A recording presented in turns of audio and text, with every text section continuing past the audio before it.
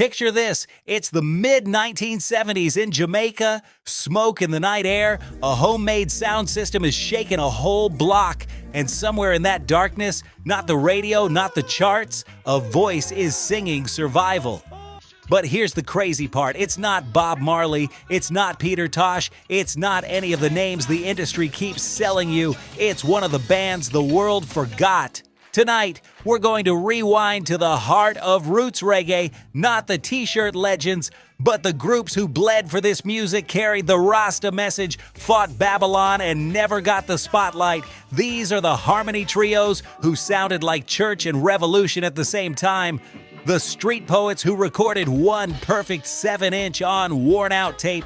The bands that influenced everybody but never cashed in. This is 70s reggae bands you forgot existed but deserved more love. If you think you know reggae, stay right here, because by the end of this video, you're going to have new favorite songs, new heroes, and maybe a little anger that the world slept on them. Let's start with number 10.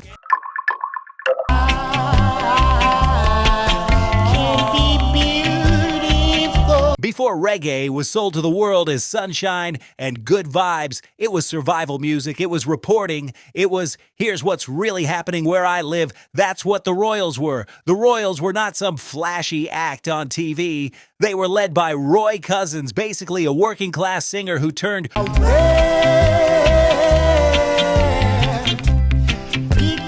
real street pressure into harmony. Their song, Pick Up the Pieces, wasn't just a tune. It was a message to people who were already hurting. The lyrics talk to the poor, the left behind. Pick up the pieces, let's put them together.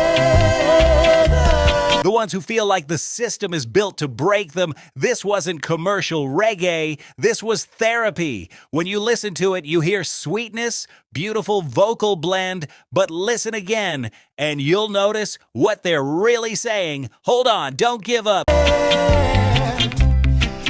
up the pieces, let's put them together. Fix what's broken. Keep your dignity. In a way, the Royals were doing conscious reggae before the phrase even became popular, before labels realized they could sell consciousness to Europe and call it culture. The Royals were already doing that sound in real time. If you only try to make it on the ground. Here's a question for you. How is it that songs built for struggle get ignored while party songs go worldwide? Drop your answer in the comments, because that pattern shows up over and over. Why they deserved more love.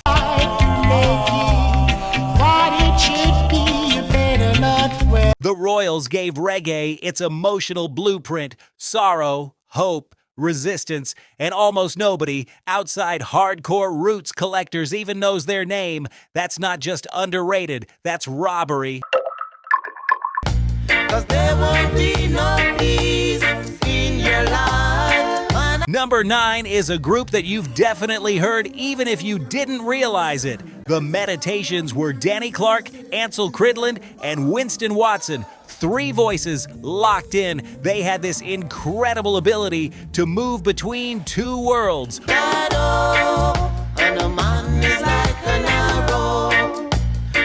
Roots consciousness and romantic storytelling, most groups picked a lane. The Meditations didn't. Their track, Woman is Like a Shadow, from the late 70s, is smooth on the surface, sweet melody, lover's energy. But listen to the delivery, you still hear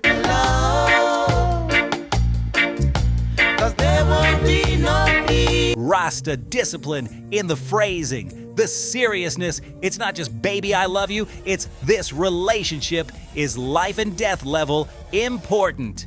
That intensity is very Jamaican. Now here's the wild part, these guys were so respected vocally that Bob Marley literally brought them in to sing backing vocals. Much love, 'cause there won't be on songs like Punky Reggae Party, Black Man Redemption, and Rasta Man Live Up. That means when you think you're hearing Bob, sometimes you're also hearing the Meditations under him, strengthening the chorus, giving it weight. So let's be real, how many groups in music history easy come, easy go, helped lift legends, and then vanished from the spotlight themselves, why they deserved more love. Their harmonies were the secret spice on other people's classics. They boosted giants. If you run down your shadow, you can never. But the world didn't turn around and boost them. Do you think that still happens today? Background talent making the headliner sound bigger than getting forgotten? Tell me yes or no. When you see you see only children. At number 8, we're moving to something sacred. The Chantels are one of those names that make hardcore vinyl collectors smile instantly and make casual reggae listeners say, "Who?"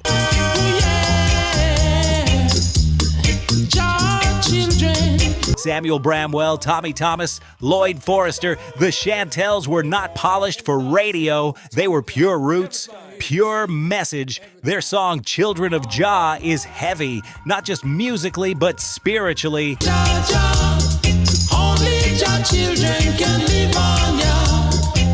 It's the kind of record that sounds like Sunday sermon plus street warning at the same time. Their producer, Roy Francis, captured this late 70s spiritual movement in Jamaica. Rasta identity, biblical language, social warning. You try to make friends. Judgment energy, but done with melody. You could chant it in a reasoning, or you could blast it in a dance. Now here's the sad part, they didn't have big label distribution, no European marketing machine, no US tour budget. Only Jah children can live on ya. So while the hardcore sound system crowd treated these guys like prophets, the rest of the world never really got the message. This is something you need to understand about 1970s reggae. Some of the most important songs in the culture were not on albums in stores.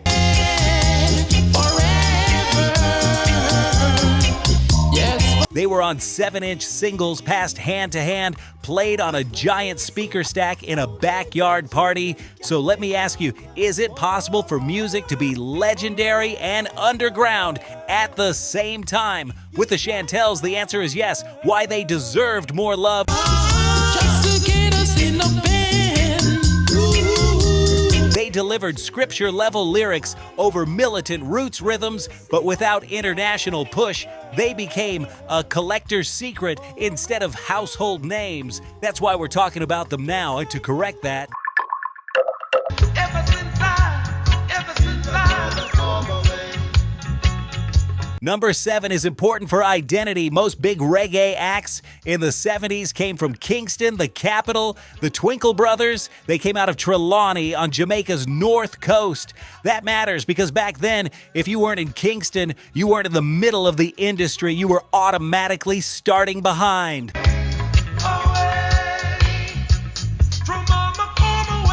Led by Norman Grant, the Twinkle Brothers had something rare. Discipline, tight live band, tight harmonies, strong songwriting. They weren't just voicing over someone else's rhythm, they were building their own sound. Since I Threw the Comb Away sounds simple, but listen to what it's saying. We'll take care of you, so I don't let go. It's about rejecting European beauty standards and embracing natural black self-respect. In the 1970s, that wasn't just style, that was resistance, that was politics, that was mental liberation.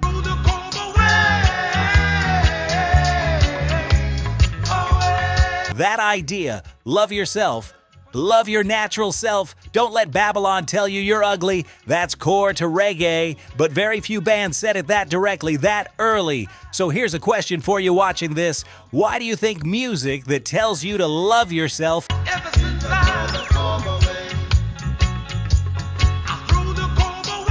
never charts as hard as music that tells you to distract yourself? Why they deserved more love. They were the full package. Real band, message, musicianship, discipline. When your mother and your father forsake you. But they were too roots, too serious, too proud to get packaged as pop. The industry couldn't soften them, so instead of going mainstream, they got respected quietly.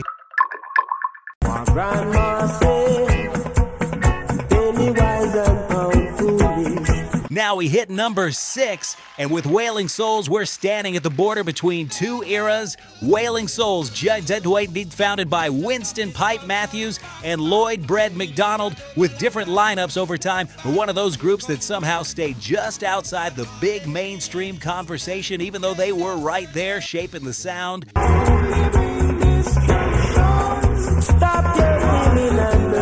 They recorded at Channel 1 studio in Kingston. Pause on that. Channel 1 in the mid to late 70s was like a training camp for the future. That's where the rhythm started getting tighter, heavier, more stripped down. That's where roots reggae slowly began mutating into what would become early dance hall. Songs like War and Back Out are perfect examples.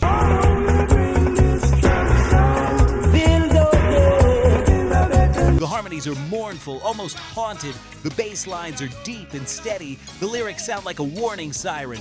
You can feel the tension of the time. Jamaica was politically violent in the late 70s. Gangs and parties fighting, CIA rumors, guns in the streets.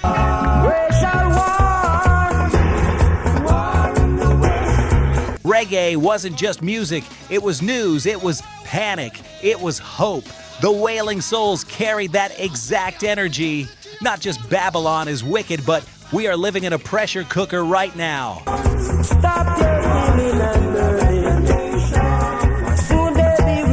Why they deserved more love. They were one of the first groups to stand with one foot in classic roots and one foot in what would become dance hall. They helped shape the next wave, but the next wave got famous without always giving them their flowers.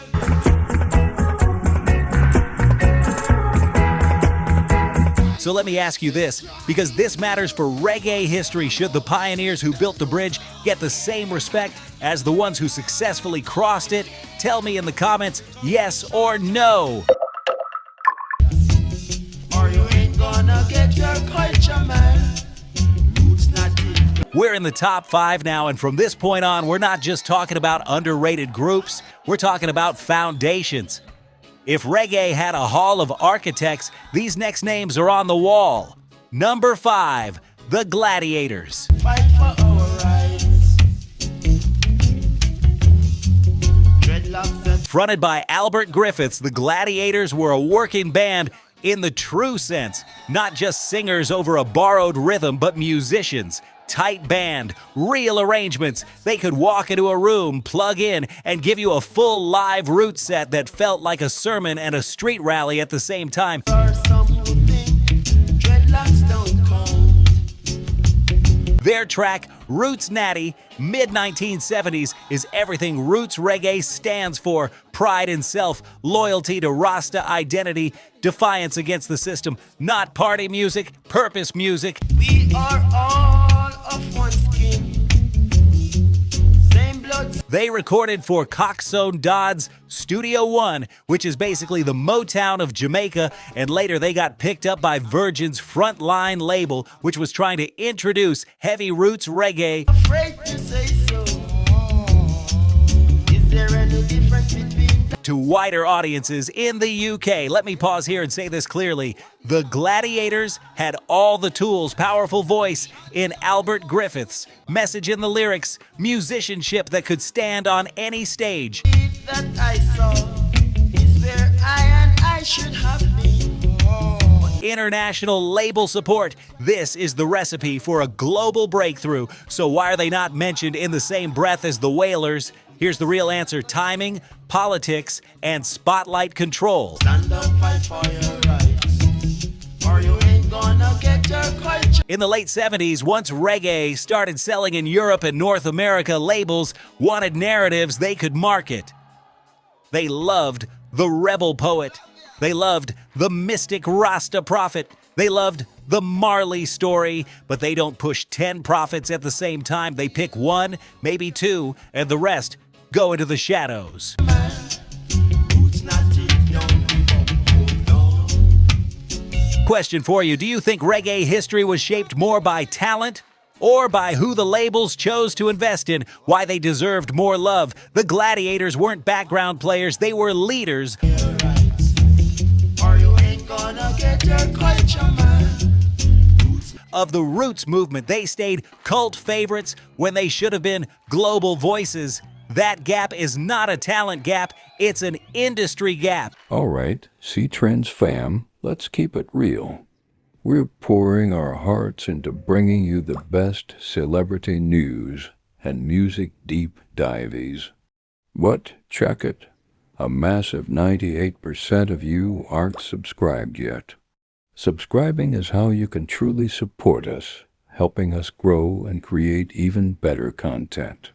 If you're vibing with what we do, take a sec to hit that subscribe button. It's free and makes a huge difference. Plus, ring that notification bell so you never miss out. Let's flip that 98% and build this C-Trends family together. Your support is everything.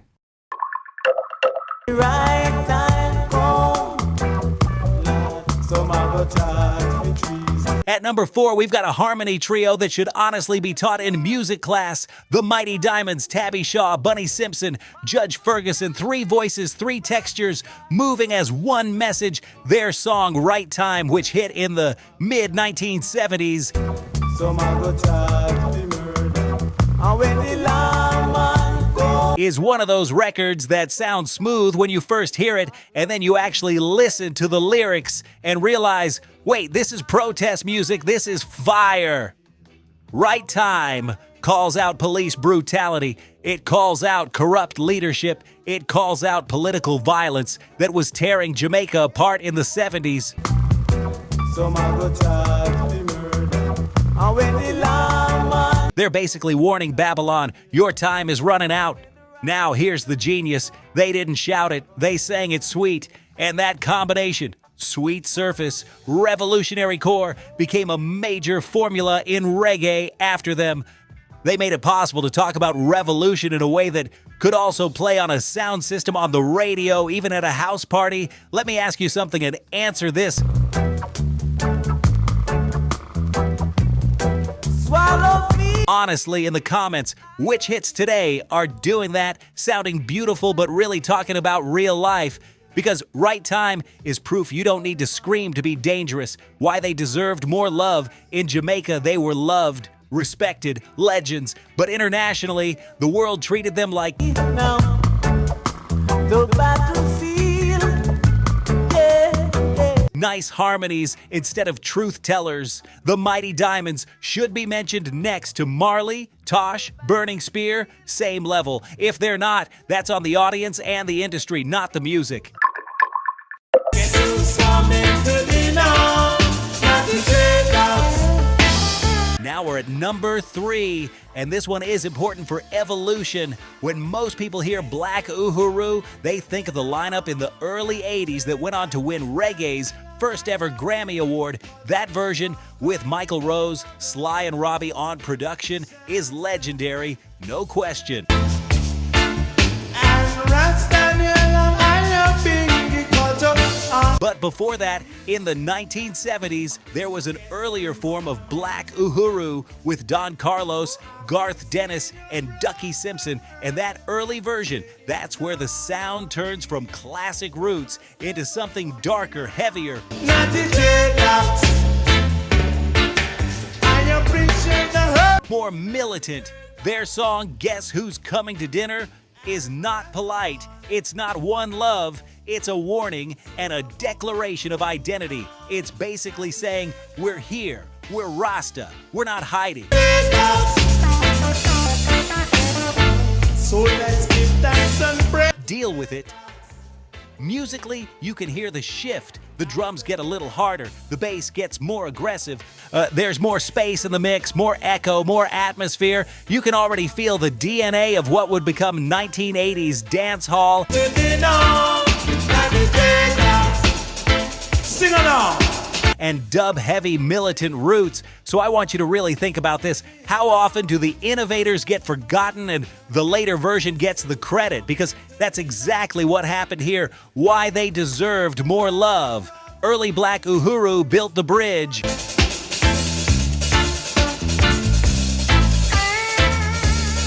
They carried roots reggae into a new, harder era that could stand up in the dance hall and survive the 1980s. Without that step, reggae might have stayed in one lane. They widened the lane and didn't get thanked properly until years later. A book of life and you will see. Number 2 is not just a group, it's a ritual. The Abyssinians, Bernard Collins, Donald Manning, and Linford Manning made roots reggae that felt like scripture. And in the case of Sada Masagana, it actually was scripture for a lot of people. Look into the book of life and you. Sada Masagana wasn't just a hit, it became a standard. Selectors spun it, singers versioned it, sound systems used that rhythm like a foundation block. The song blends Rasta theology, Old Testament language, and Amharic phrasing, literally pulling in Ethiopian language and identity, and then lays it over this slow, deep, devotional groove. Look into the book of life and Imagine being a poor youth in Kingston in the 1970s and hearing that. Imagine someone telling you, you are holy, you are royal, Africa is yours, Babylon will fall. That's not entertainment, that's empowerment. Here's something to sit with. Most pop music tells you to escape. Sada Masagana tells you to wake up, why they deserved more love.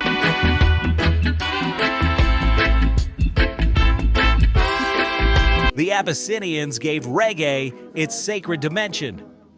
They're the reason roots reggae isn't just politics music, it's spiritual music. And that blueprint went everywhere, into culture, into Rastafari worldwide, into how reggae there's a land far, far away. is seen as more than just sound, but faith and identity. If you have a personal connection to this song, say it in the comments. Tell us where you first heard it, because for a lot of people, this wasn't just a song, it was a life moment. This video is sponsored by the Lore Store on Amazon, your one-stop shop for music lovers across reggae, rock, pop, and hip-hop. We built it for real listeners who don't want to dig through 1,000 listings to find the right gear. Inside the Lore Store, you'll find 5 aisles. VIP, top, battle-tested essentials. Headphones, turntables, speakers, gig-safe earplugs, smart speakers. Reggae vibe, roots and lovers. Rock made easy, automatic decks, warm bookshelf speakers, vinyl care. Rock lore, classic rock must-haves, open back cans, simple amps, living room concert vibes. Pop lore, feel-good everyday setups, clean, clear speakers, easy streaming, nostalgia-friendly picks. Hip-hop must-haves, punchy bass without the muddle, closed-back headphones and living room systems that handle low end, plus a rotating crate of old album vinyl if you're rebuilding a 60s-90s collection. Every product page tells you who it's for, 3 pros, 1 con, and why we picked it. So you can choose with confidence. Flying soon? Check. VIP for noise canceling that tames plane roar. Mostly listening at home? Try open-back headphones that let live albums breathe. Want instant gratification vinyl? Our fully automatic turntable is 1 button from silence to music, and the record cleaning kit knocks down crackle so the bass tightens up. Headed to shows? Grab high-fidelity earplugs, hands-free at home. Our smart speaker picks let you say, play 70s reggae or classic pop, and you're there. Deal alert! If you use the link in the description, you'll land on our curated picks with current best available Amazon pricing and active discounts where applicable. Prices change, so buy now to lock in today's deal. Tap the link in the description, pick your aisle, grab a favorite, and tell me which category you want me to build next. The Lore Store.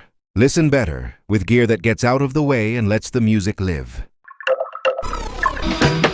Yes, Brother Peter.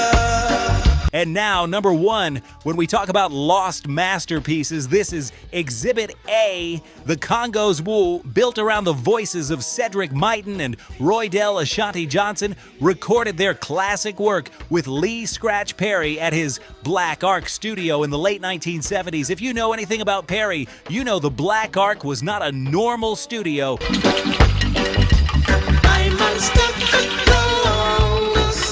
It was like a lab, a temple, and sometimes a madness zone. Everything sounded otherworldly. Fisherman from 1977 is the track that proves it. Cedric Myton's high falsetto floats almost like a chant, while Perry layers percussion, echo, hand drums, bells, reverb, this thick, smoky, underwater sound.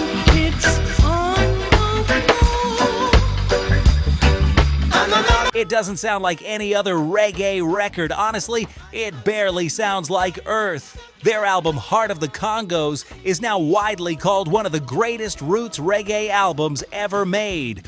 Serious reggae historians put it in top 5 easy. So here's the mystery. If the music was that good, why didn't the world hear it in real time?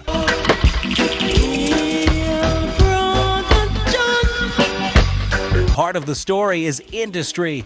The Congos didn't get the same global push from Island Records that Marley got. There are stories about politics, label tension, personalities clashing, and you know how that goes. One act gets the machine. Brother Peter.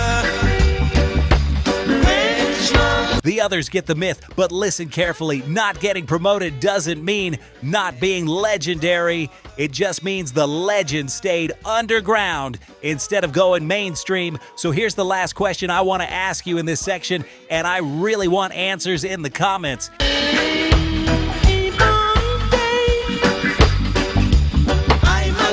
Do you think the Congos should be mentioned every time people talk about the greatest reggae groups of all time?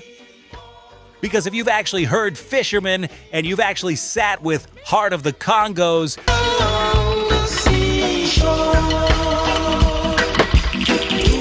you already know the answer, why they deserved more love. They made a masterpiece, not a great record, a masterpiece, and the industry didn't carry it to the world. That's not their failure. That's our job now to fix by keeping their name alive. If you enjoyed this episode, then go watch this video.